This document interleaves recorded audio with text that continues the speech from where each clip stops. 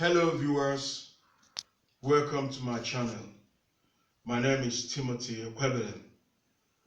Today we're going to be looking into the title, The Reason Why Face Masks Might Not Protect You from Coronavirus. You might wonder why I'm saying this. Oftentimes you have heard so much about face masks in different countries, even putting in law that every of their citizens must wear face masks. And if you're driving, if you're moving in the street, you see people with different face masks. Sometimes it has gone into fashion. It's gone into fashion and design. People are wearing to match. They wear their face mask. They look exactly like their shirts or their jeans. But I worry too much about these face masks we are wearing. I worry because though the government is instructing everybody to start wearing face masks, but they have not really spoken well about coronavirus, why face masks might not really protect you from catching coronavirus, and why face masks might also protect you from catching coronavirus. He said it may protect you. He didn't say it will completely protect you. So this is the reason why I decided to do this topic, so that I will create the awareness so that people will know when they watch this video, they'll be aware that even though we try to look good, even in this pandemic, wearing face masks, but we should be very careful over the type of material we use. That's why this video is for everyone around the whole world. And if you look at it here, not everything in the world of face mask will protect you from coronavirus. Not everything in the world of face masks will protect you from coronavirus. In my other videos, I've spoken too much about coronavirus pandemic. Many people are diseased today because of coronavirus. The economy of the world has gone into shambles because of coronavirus.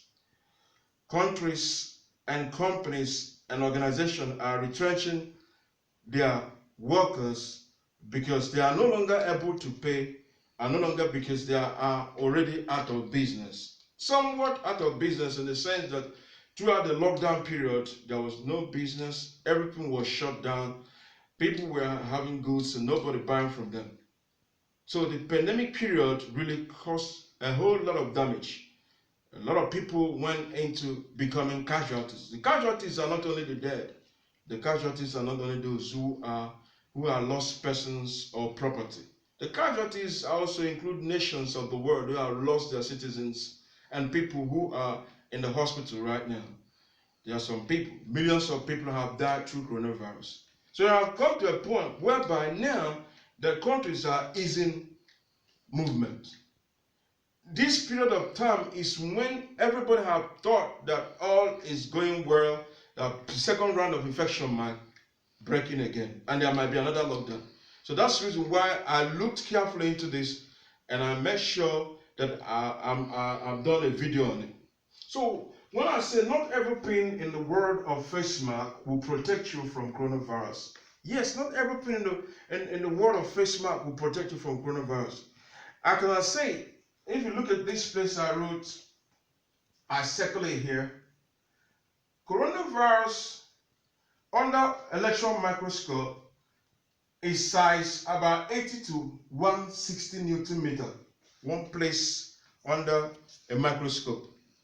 And this 80 to 160 Newton meter is so microscopic that it can penetrate through a material, a thin material, it can penetrate to it. Under a dark place where an experiment was carried recently, in a dark room, and a mercury light was put on, and someone was wearing a face mask. He wore a face mask under this darkness and under this mercury light. We could see that when he coughed, we could see some particles, some fluids were actually, penetrating through the face mask. Which shows that if you wear a face mask that is of a thin material, that is the tiny holes, the holes are a bit larger than 80 to 160 Newton meter of the size of coronavirus, that means that coronavirus can actually penetrate through materials. In other words, what do you need? What material is your face mask made from? What material is your face mask made from? Everybody's wearing face mask. Face masks, everybody wearing. Some people are using, even some, so I saw someone wearing a face mask, but I'm looking at the material was so light that that even when somebody sneezes, it can actually penetrate. Without somebody telling me, I can just see some tiny holes. Even though it's not that microscopic, I can see that when someone cough or sneeze out, they can penetrate through that hole. So what material are you using? Are you actually going for fashion? You want to look good? You want to look sweet? Is that how you want to protect yourself from coronavirus? Is it all about fashion, or is it all about protection? If you love yourself and you love your family, I think you should go for a material that is not just one layer. You don't need a one layer material. One layer material. Whether be it cotton or silk, cotton or silk, or other polyester or any other thing you're using, you should consider that if you're using a one-layered material, you are exposing yourself somehow. So it's better when you want to make or design, make a face mask, you should always choose the one that is thin, that not thin layered, that is double layered. And when you want to make a choice, like I say here, choice to make when choose designing or buying face mask. If you're a designer, or you can design for yourself, or you're designing for people, or you're designing at home, you try to use, if you're using a cotton, try to thicken it, try to make a double layer or triple layer materials. In the sense that before coronavirus, because coronavirus has the ability to stay in the thin air for some hours. It has been proven. Even now, people are suspecting, some scientists are proposing that coronavirus could be airborne disease. They're looking at it that way. But coronavirus stays in the air for a longer period of time. So when someone sneezes, it goes into the air. It stays there for some time. So when you're making a face mask or designing it, you should design it in such a way that somebody can breathe through it. I didn't say to you that you should just block yourself and you're not able to breathe. But you make it in such a way someone can breathe and still be comfortable, but at the same time still be protected. I mean, you don't make a single layered material and think.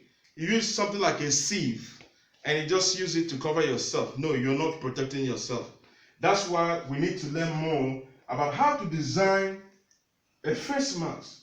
I think the government should make it select some people who will make face masks. Even sometimes the face mask should be approved by standard organization of a particular company. Not everybody producing face masks and selling up. People feel they are protected. You can see people. The other day I was passing through the city. I saw people because they were wearing face masks. They were so close to each other, almost like kissing themselves, talking, because they have confidence in this face masks now, and they become careless about it. So government have to look into this.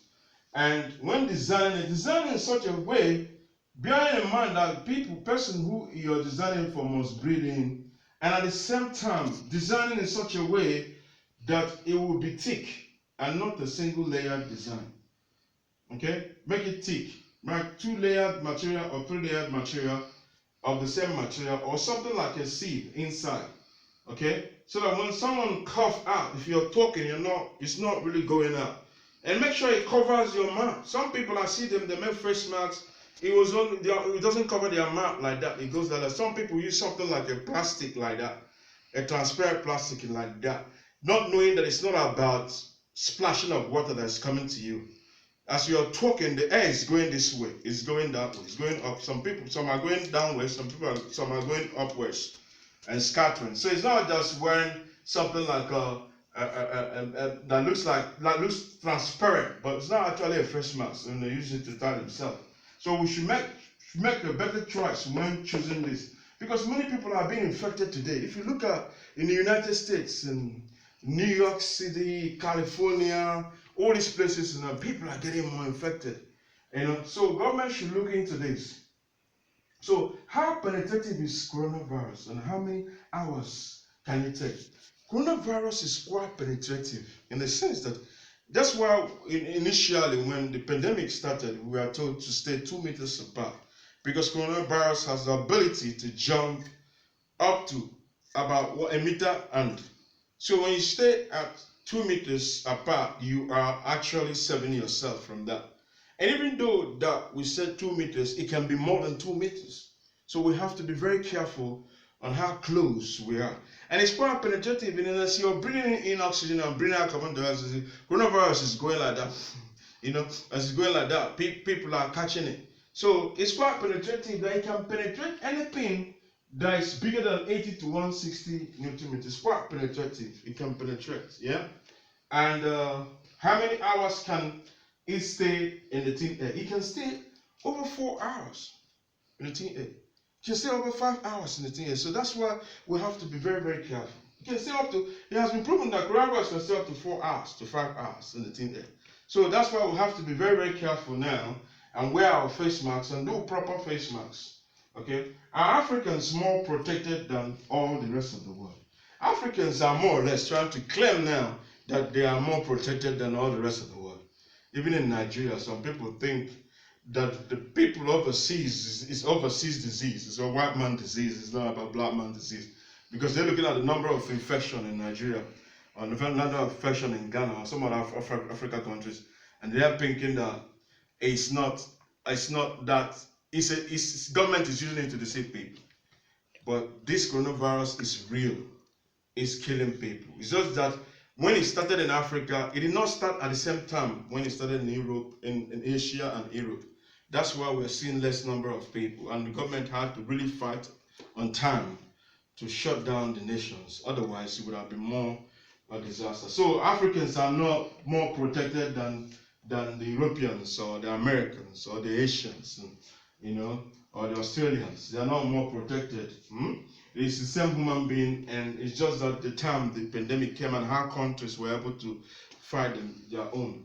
So, what all can we do now that everything is subsiding down? What can we do now that everything is subsiding down? This is the time we continue to do what? To wear our face masks, to continue to wash our hands, and continue to be staying 2 meters apart at the same time, being careful and conscious of contracting it. When you go out, come back, you wash your hands. When you use ATM, you wash your hands. When you touch any metal places or rail, you wash your hands. Keep doing that, because when people will now relax and thinking that there's no coronavirus, that's when they catch it. When people become careless about it, that's when they catch it.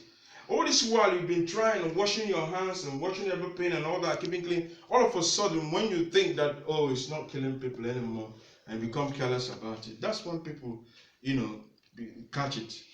So that's all these lectures, about these lectures. So I'm going to briefly summarize what I just said.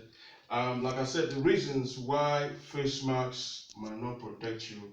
I said there are different face masks, and face masks might not protect you, and face masks might protect you. I put it that way. It's not 100% depending on what type of mask you're wearing. I said it. Not everything in the world of face masks will protect you from coronavirus. I said it.